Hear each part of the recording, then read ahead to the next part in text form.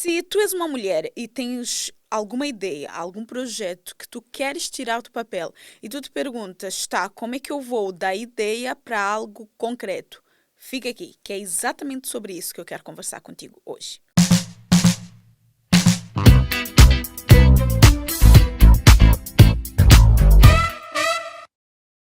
Olá, estrela da minha vida, seja muito bem-vinda a mais um episódio do Sonhar Sem Limites podcast.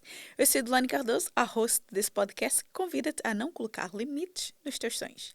E como sempre, é um prazer enorme receber-te aqui para mais uma conversa. E a nossa conversa de hoje é um assunto que eu particularmente gosto muito de falar sobre, eu gosto muito de realmente ter conversa sobre esse assunto, até porque eu trabalho com esse assunto, não é? Como alguém que trabalha com que o trabalho, não é, cinge-se em pensar, estruturar e comunicar projetos e ideias e ajudar as mulheres a gerarem ideias, a reconhecerem ideias, a estruturarem projetos e planos para executar essas ideias e dar voz, conseguir comunicar essas ideias para o mundo. Para mim é muito importante conseguir explicar e tentar que seja de uma forma muito simples como é que nós viabilizamos de facto uma ideia, como é que essa ideia ela deixa de ser só uma ideia, ela se transforma em algo concreto, porque sim, existe um gap aqui entre eu ter uma ideia, porque ideia nós temos muitas, não é? Tá, como é que eu fecho esse gap entre eu ter essa ideia e transformar essa ideia em algo real, em algo concreto, em trazer essa ideia para o mundo? E hoje, neste episódio, o que eu quero fazer contigo é exatamente esse raciocínio que eu tenho com o trabalho, com as minhas clientes, com os meus projetos, para que tu, com a tua ideia, com o teu projeto, tu sejas capaz de pegar nisso e pensar, tá, vamos, que eu consigo, que eu posso fazer isso e consigo colocar essa ideia no mundo. A primeira coisa, quando nós falamos de ter ideias, não é? Eu vou começar pela parte de gerar ideias em si. Muitos livros, muitos autores, eles recomendam gerar muitas ideias. 2 livros que me vêm agora à mente que falam muito sobre isso é O Ato Criativo, Um Modo de Ser e o Originals, ok? O Ato Criativo é do Rick Rubin, acho que é assim que se diz, o Rick Rubin. E o Originals é do Adam Grant. E os dois, eles dizem exatamente a mesma coisa. Quanto mais ideias tu gerares, mais fácil ou mais possível, vamos dizer assim, é tu encontrares aquela ideia. Então, muitas vezes quando as minhas clientes elas chegam para mim, elas já têm uma ideia. Elas já têm uma ideia de algo que elas querem fazer. O meu trabalho é olhar para esta ideia e reconhecer e tentar perceber qual é a viabilidade dessa ideia. Como é que nós vamos tornar possível essa ideia vir ao mundo, independentemente de qual ideia nós estamos aqui a falar, de qual é o tipo de projetos, não é? Porque eu acabo por trabalhar com muitos tipos de projetos diferentes, não existe um tipo específico de projeto. Então, a primeira coisa que eu quero que eu acho que é importante dizer-te aqui quando tu queres transformar uma ideia em algo real, é tu conseguires perceber o que é que já existe no mercado sobre essa ideia que tu tiveste. Vamos chamar isso aqui, porque eu quero começar a falar contigo já em termos técnicos, porque tu provavelmente já conheces, não é? Mas é o que as pessoas chamam de fazer um estudo de mercado. De facto, eu olhar para o mercado e perceber o que é que já existe neste sentido que eu quero ir ou que eu quero fazer. O outro ponto que eu acho muito importante, para além de eu perceber o que é que existe no mercado, é eu questionar o que existe no mercado. Eu raramente pego numa ideia e eu começo a aplicar essa ideia sem olhar, primeiro, para o que já existe no mercado e, segundo, sem ter esse momento de questionar o que já existe. Tudo bem, eu fiz uma análise, percebi o que é que já existe. Tá, vamos pegar nessa ideia e vamos para um próximo passo, que é, vamos questionar o que é que já existe. E por que esse passo é muito importante? Inclusive, nós, no episódio que tivemos com a Cláudia Santos, a fundadora da Kensal, ela falou muito, mas muito sobre isso. Sobre o facto dela ir a alguns lugares, ela ver alguns vestidos e ela questionar o tipo de vestido, ela questionar o público que estava ali presente. E isso é muito, muito, muito importante. Por quê? Porque quando nós estamos a fazer um projeto acontecer, uma das coisas que nós queremos fazer é entender quais são os gaps que existem no mercado e como é que eu posso utilizar isso ao meu favor, mesmo eu não tendo as condições mais mirabolantes, ok? Mais extraordinárias, porque eu acho que isso é um ponto também que muitas vezes paralisa as pessoas, é achar que precisa ter as condições perfeitas para fazer o projeto acontecer. Não é verdade. Só que para eu tirar o projeto do papel, convém que eu entenda sim o que existe no mercado e questionar o que existe no mercado, porque em algum nível o meu projeto precisa ser diferente, precisa ter alguma coisa daquilo que não existe no mercado, daquilo que falta no mercado, por caso contrário vai ser mais do mesmo e vai ser muito mais difícil eu conseguir inserir um projeto novo no mercado sabendo que já existem muitos. Não estou a dizer que é impossível, estou a dizer que é mais difícil, ok? Quando algo é diferente e se eu entendo o que existe no mercado, se eu questiono a existência do que está ali a ser apresentado, a probabilidade de eu conseguir encontrar alguma coisa que eu posso trazer dentro desse projeto para diferenciar é muito, muito gigante. Posto isto, existe aqui uma fase muito importante e que eu normalmente, quando estou a trabalhar com as minhas clientes, é um passo que, para mim, é inegociável, ok? Que é fazer a gestão dos riscos associados a esse projeto. O que eu quero dizer com isso? É eu conseguir contrabalançar os riscos que eu vou ter que correr para que esse projeto aconteça. Porque uma coisa que eu vou já dizer aqui é que todos os projetos eles têm um nível de risco associado. Eu, quando estou a fazer um projeto acontecer, eu quando quero fazer um projeto acontecer, existem sim muitas incertezas, existem sim muitos riscos que eu vou precisar correr, muitos sacrifícios que eu vou precisar fazer. Então, ter noção de quais são esses riscos e conseguir fazer a gestão até para perceber quais desses riscos eu estou disposta a correr e até onde eu estou disposta a ir, quais são os limites, quais são as restrições que existem para que esse projeto aconteça. Isso é extremamente importante fazer. Então, este terceiro passo, que eu vou assim chamar aqui, é aquele momento em que a gente para pensar, tá, o que pode dar errado? O que eu não posso abrir mão para fazer isso acontecer? Por exemplo, se tu, e eu também defendo muito isso, tá? Porque existem muitas mulheres com quem eu trabalho que são mulheres que têm o seu trabalho e que estão a fazer um projeto paralelo acontecer. Nesses casos, eu sou a primeira pessoa que vai te dizer protege o teu trabalho. Por quê? Porque se tu tiveres o teu trabalho protegido, se tu tiveres as tuas contas pagas, não é? Tens ali o teu trabalho que garante que essas contas são pagas, tu tens uma margem para correr risco muito maior com aquele projeto, porque tu sabes que existe aqui um ponto, não é? De apoio, de suporte. Então, os riscos que tu vais correr naquele projeto são riscos que como é que eu vou dizer? As perdas, digamos assim, podem não ser tão desastrosas. Quando eu vejo mulheres que, nossa, eu tive ideia de um projeto, de um negócio, vou largar o meu trabalho que eu preciso me dedicar a esse projeto a 100%. Na minha visão e na minha concepção, este é um dos erros gigantescos que tu podes cometer quando estás a estruturar um projeto, quando estás a pensar um projeto, quando queres tirar algo do papel. E eu já vi muitas pessoas perto de mim fazerem isso para depois o projeto não correr como a pessoa esperava e por causa da necessidade, a pessoa muitas vezes ter que aceitar coisas que ela não aceitaria ou abandonar o projeto quando muitas vezes não é porque aquele projeto não iria funcionar, não é? Simplesmente o projeto... Existem fases, não é? E existe até uma fase de maturação daquela ideia que não foi possível acontecer porque nós colocamos as carroças em frente aos bois. Isso não existe. Eu vou ser sempre a primeira pessoa a dizer-te, não faças isso. Não coloques tudo em causa, tudo em risco por um projeto que ainda não te mostrou até onde ele pode ir. Então, o terceiro passo e o terceiro processo, para mim, é fazer essa gestão de risco, ok? Posto isto, nós precisamos de entender, ok?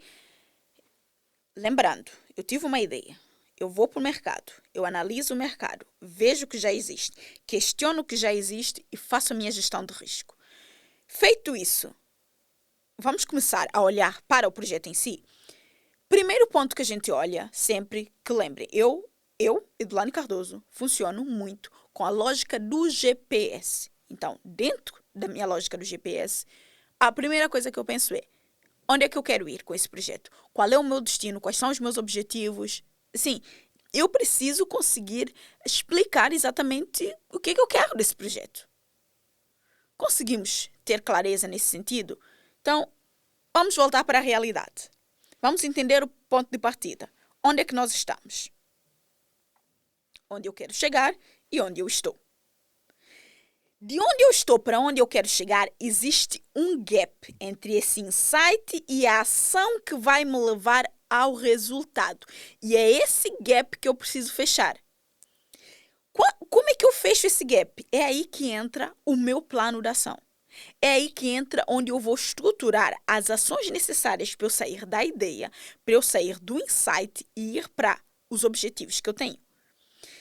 Este gap entre o insight e o resultado, ok? Entre a ação que vai me levar ao resultado que eu quero, é o que vai acontecer, é esse caminho que eu vou caminhar até chegar no meu destino.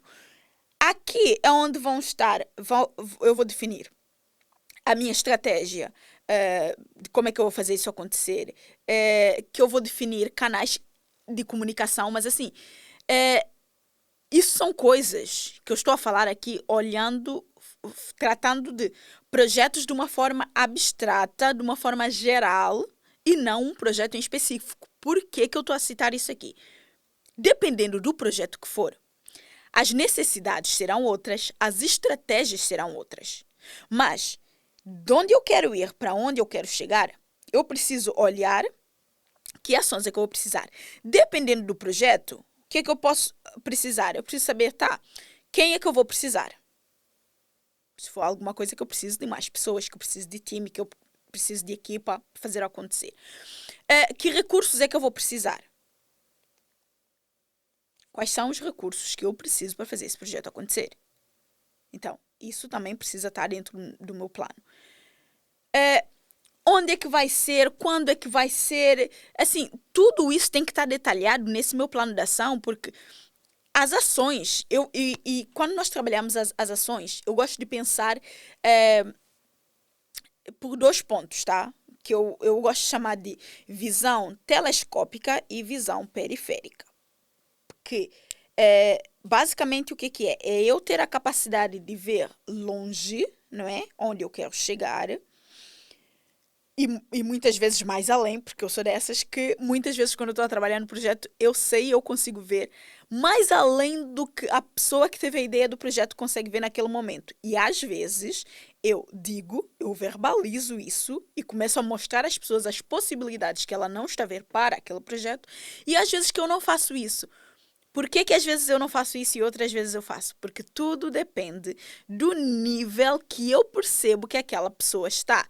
Porque muitas vezes, quando eu sei que a pessoa não está preparada para aquele nível, eu posso estar a falar algo que mais vai assustá-la e paralisá-la do que ajudá-la a avançar. E o meu objetivo é que ela avance. Então, se eu sentir que aquela informação está melhor guardada comigo, para ela avançar, eu vou fazer isso e quando ela já estiver mais à frente, aí a gente vem com a visão mais além que ela não estava a ver.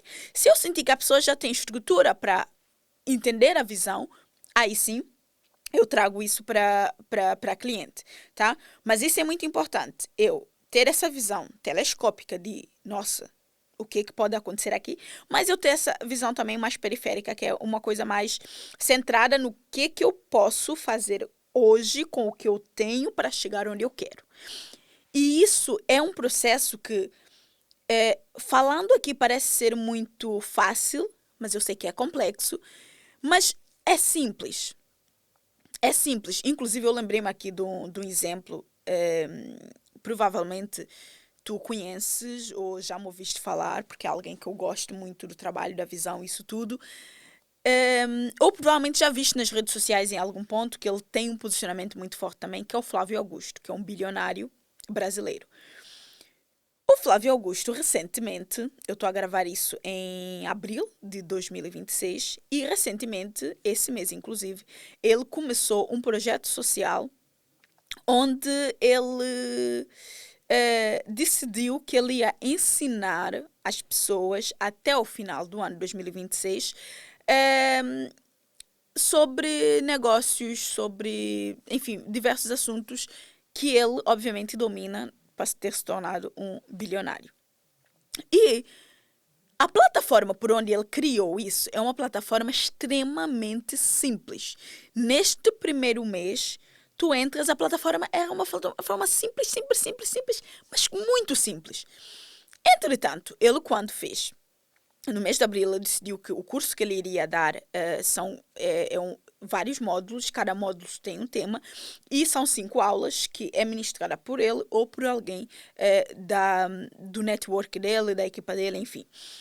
E ele, na primeira aula, ele disse, olha, eu tenho grandes planos para isso, nós estamos a desenvolver um aplicativo, uma aplicação, nós vamos melhorar a plataforma, isso tudo, mas